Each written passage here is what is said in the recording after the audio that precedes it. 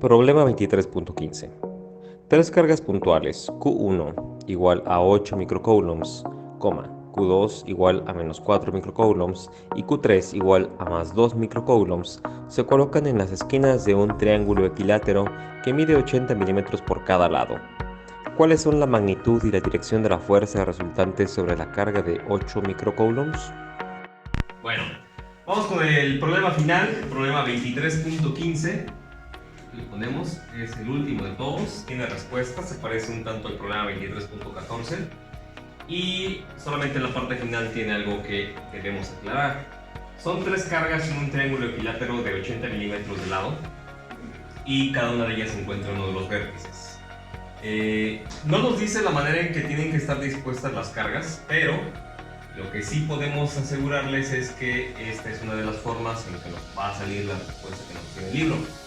Si nosotros configuramos de manera diferente las cargas, pues obviamente que la dirección en la que se encuentra la fuerza neta va a cambiar un poco, pero no por eso significa que es una respuesta incorrecta. Bueno, para que salga lo del libro, esta es la manera en que se van a disponer: 2 microcoulombs, menos 4 microcoulombs y 8 en la parte de arriba.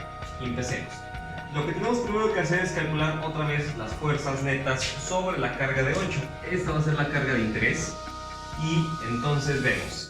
Con la carga de 2, lo que vamos a tener es una fuerza de repulsión, de modo que va a haber un vector en esta dirección así apuntando. Esta va a ser mi fuerza F1. Y en el caso de la carga de menos 4, lo que va a estar haciendo, va a estar ejerciendo una fuerza de atracción, porque son cargas de signos opuestos. Aquí voy a tener mi fuerza F2. Esa fuerza F2 se va a dirigir sobre esa misma línea del triángulo, mientras que la fuerza F1 va a estar sobre la línea que parte del triángulo equilátero y va a seguir la misma dirección. Bueno. Un dato adicional que nosotros debemos de saber ya es que los triángulos equiláteros tienen ángulos de 60 grados. Eso va a ser útil en el futuro. Comencemos con la fuerza número 1, fuerza F1.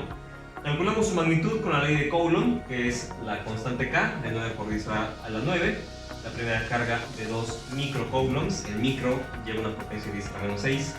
Después la de 8 microcoulombs, dividido entre la distancia al cuadrado. La distancia es de 80 mili, recuerda que 10 a la menos 3 significa mili, metros. Y está al cuadrado. Ahora, lo siguiente que tengo que hacer es multiplicar todos los números. 9 por 2 por 8 entre 80 al cuadrado, o sea, 80 por 80. Y esa operación lo que nos va a dar es 0.0225. Cuando hagamos la operación de las potencias 10 a la 9, 10 a la menos 6, 10 a la menos 6, entre, aquí me va a salir un 10 a la menos 6, al multiplicar 10 a la menos 3 por el 2, lo que voy a tener como resultado va a ser un 10 a la 3. Si tienes duda con respecto a por qué salen las potencias así, por qué hacerse el resultado, te recomiendo que veas los primeros videos, los problemas 23.1, 2 y 3. Ahí viene con más calma por qué razón lo ponemos así, porque parece ser que es una forma sencilla de hacerlo. Bueno, entonces tenemos este número y esta potencia, y para hacerlo más compacto, lo que hacemos es incidir esta potencia. Este 10 a la 3, nota que es un 1000, o sea, multiplico esto por 1000, lo que significa recorrer el punto decimal 3 lugares, 1, 2 y 3, de manera que pasa a ser un 22.5, y las unidades son en newtons. ¿Por qué? Porque estamos calculando una fuerza. La fuerza se va a medir en newtons siempre y cuando trabajemos con coulombs y con metros. Bueno, esos 22.5 newtons son la magnitud de la fuerza. Aquí yo puse un pequeño dibujo donde se encuentra la fuerza F1 en rojo. Ahí está la fuerza F1. Y como cualquier vector tiene dos componentes. Un vector en el plano tiene componente X y componente Y. A la componente X le pongo F1X y a la componente Y pongo F1Y, de tal manera que formen un triángulo rectángulo tal como tú lo conoces. Otra cosa que sé es que el ángulo que se encuentra acá, por ser parte del triángulo rectángulo, es decir, si yo trazo una línea horizontal aquí, pues se forma exactamente el mismo ángulo que tengo aquí abajo, son ángulos congruentes. Entonces, si aquí hay 60, aquí también tiene que haber 60 y aquí también tiene que haber 60 grados. Eso me sirve para calcular las componentes, porque las componentes son catetos adyacentes y opuestos, ¿ok? el adyacente al ángulo de 60 es el X y el opuesto es el FY. Entonces, yo sé que al cateto opuesto le corresponde la función coseno y al adyacente le corresponde la coseno y al opuesto le corresponde la función seno para poder calcular ese cateto. Los 22.5, que son el valor de la hipotenusa, aparece acá, por esta razón. Los 22.5 por coseno de 60, 11.25, y 22.5 por seno de 60, 19.48 newtons.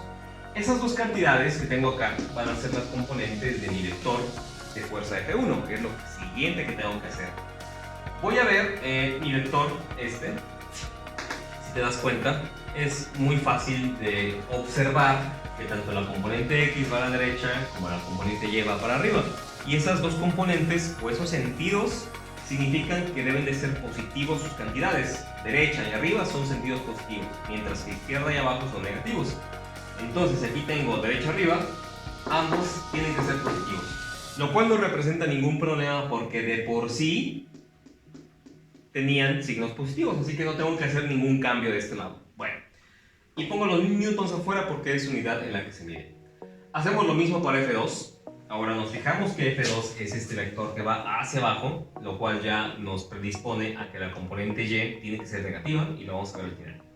Bueno, con ley de Coulomb, ¿cómo se calcula esa fuerza F2? Tenemos la constante 9 por 10 a la 9, la primera carga de menos 4, aquí está, la carga de 8, aquí está, son las dos que interactúan, y la distancia vuelve a ser los 80 por 10 a la menos 3 metros al cuadrado. Cuando yo vuelvo a hacer la operación, me sale con números 0.045, con potencias me sale 10 a la 3, y es como multiplicar por 1000, entonces me queda en vez de 0.045 solamente 45 newtons. Ese es el valor de la magnitud de la fuerza de este vectorcito en rojo. Lo que yo necesito realmente son las componentes X y las componentes Y, porque yo deseo tener un vector con esas dos componentes para sumarlo con el otro vector que también tiene dos componentes. Pues me regreso. ¿Cómo calculo F2X? Bueno, sabiendo que este vectorcito es el de acá, y si atrás una línea horizontal como esta va a formar un ángulo de 60 grados acá, pues también lo va a formar aquí, 60 grados. Entonces tomo como referencia este ángulo y el cateto opuesto es F2Y y el cateto adyacente es F2X, de manera que otra vez vuelvo a utilizar para X coseno y para Y seno. Calculo las componentes. El valor de la hipotenusa, es decir, este valor, que tan grande es, que yo había dicho que es de 45, es el que aparece acá, multiplicado por el coseno, en el caso de X, y multiplicado por el seno, en el caso de Y, me dan a su vez 22.5 y 38.97 newtons.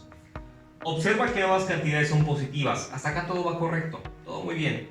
Sin embargo, cuando yo escribo el vector de fuerza F2, lo que tengo que observar, como te dije hace ratito, es que el vector va para abajo.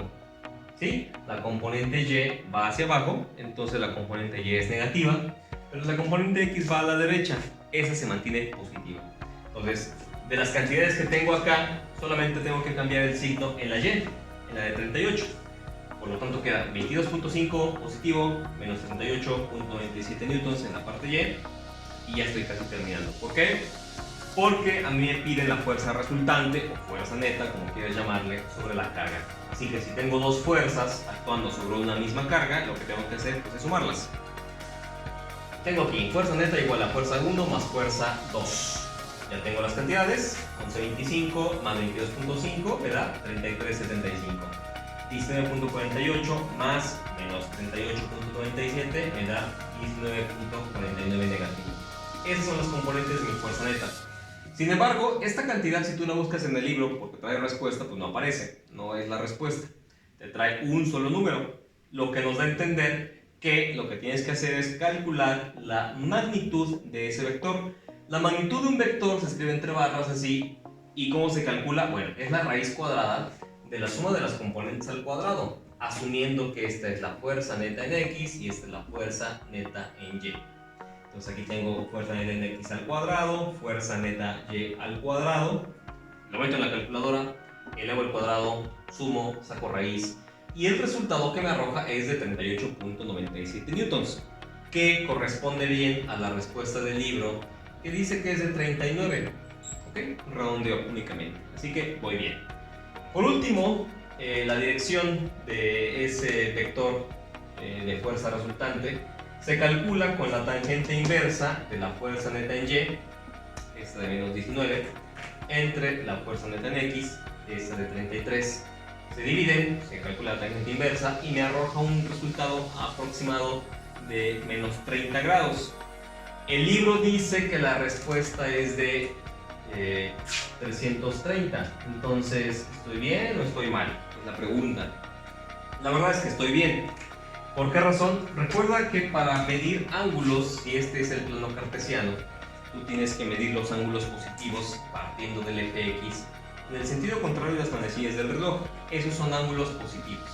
Mientras que si lo haces en el sentido contrario, abajo, los ángulos son negativos. Por lo tanto, si yo tengo un ángulo de menos 30, significa que partí de aquí y avancé 30 grados hacia abajo. Se trata de este vector que se encuentra por acá. Corresponde, si es que voy a borrar esto, hasta un ángulo de menos 30 grados, este ángulo de aquí, corresponderá a un ángulo de 330, ¿sí? ¿Por qué? Porque el ángulo de 330 significa que vas a partir de acá y como es positivo, vas a empezar a contar aquí 90, aquí 180, aquí 270 y para acá, justamente aquí, son los 330 grados. Entonces sí, 330 grados es exactamente lo mismo que menos 30 grados, así que la respuesta que obtuvimos acá es correcta. No te espantes. Bueno, pues con eso terminamos la serie de ejercicios de los problemas de electrostática del libro, ya sabes cuál es, de los problemas 1 al 15. Saludos a toda la banda de la escuela, de la preparatoria, saludos a Edri, saludos a Juli, saludos a Chepe, saludos a todos ustedes y yo me voy. Chao. Esto fue todo por el día de hoy. Saludos desde el fin del mundo, donde quiera que te encuentres. Te pedimos únicamente que te suscribas a nuestras redes sociales, que le des like a los videos, que te suscribas tanto a Twitter como a Instagram. Que te suscribas, por favor, suscríbete ya. Nuestros compañeros de producción tienen que cobrar y pues tenemos que hacer algo por ellos. Entonces, te vemos en la siguiente. Adiós.